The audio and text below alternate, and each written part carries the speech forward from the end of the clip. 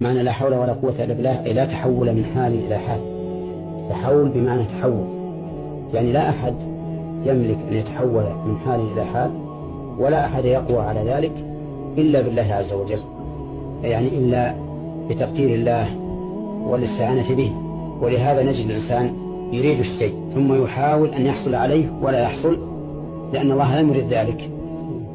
ونرى أيضا كثير من الناس إذا أرادوا الشيء واستعانوا بالله وفوضوا الأمر إليه فإن الله تعالى يعينهم ويسر لهم الأمر.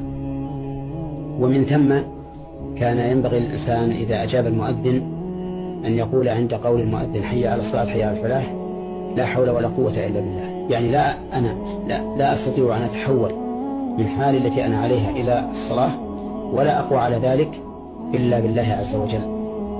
فهي كلمة استعانة يستعين بها الإنسان على مراده.